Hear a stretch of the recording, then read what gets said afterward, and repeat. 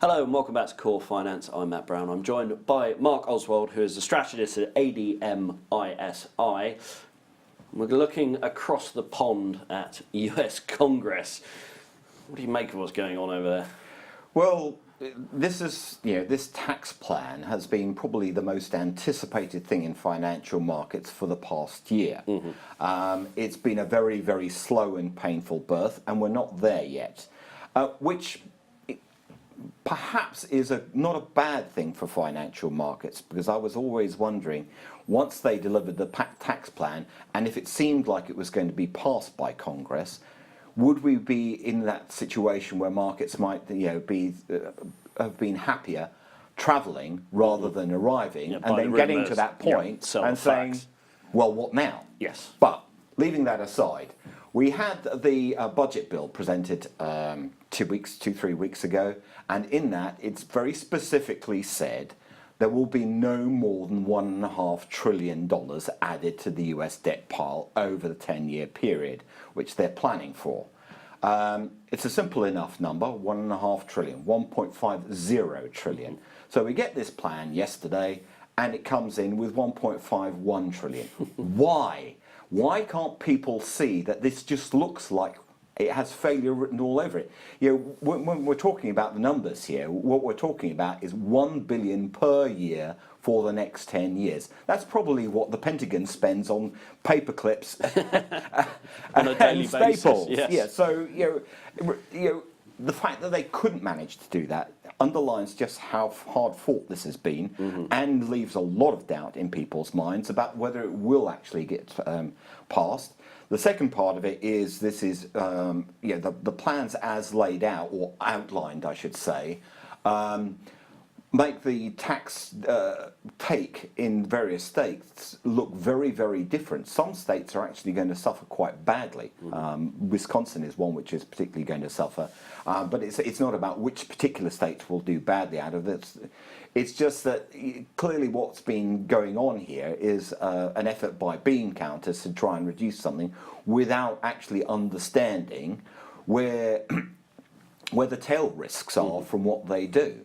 But be that as it may, we've got US payrolls today. We can refocus. It's the start of the month. It's going to be a big number. So and it's also obviously still very much distorted, because last month we had the minus 33,000.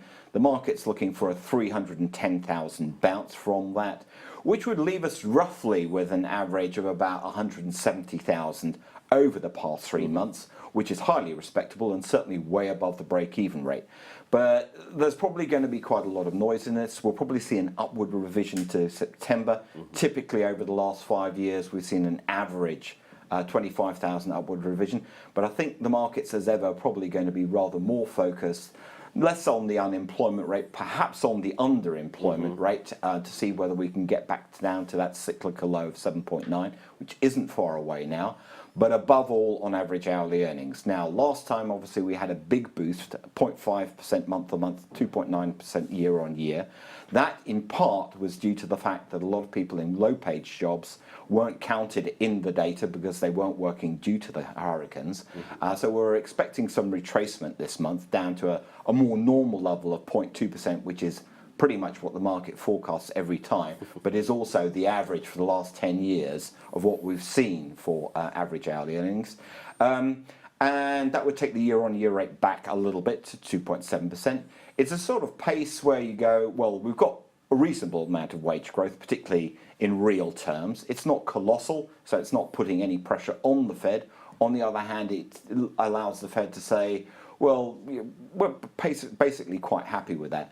Will it have a massive market impact? I'm not sure that it necessarily will. I think markets are rather more focused on politics at the moment, and they are still very much focused on this tax plan. So this may prove to be a little more than a bump in the road, particularly now that we've got Mr. Powell installed as the next Fed chairman. I think the choice, as I've said before, of Mr. Powell was always a fairly obvious one.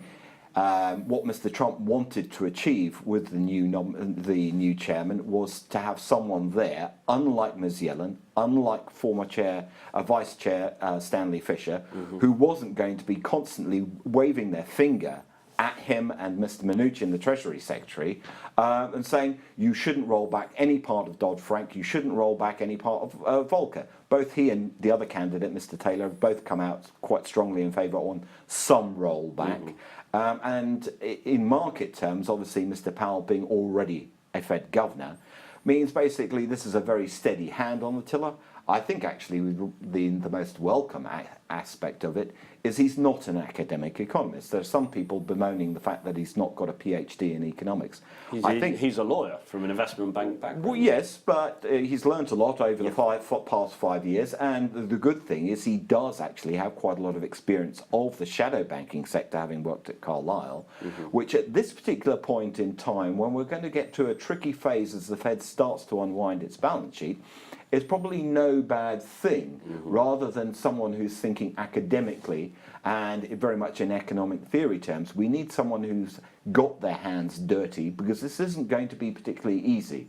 It's not going to be just sort of a gentle landing onto the runway. There are going to be bumps along the road, and you need someone with that hands-on experience.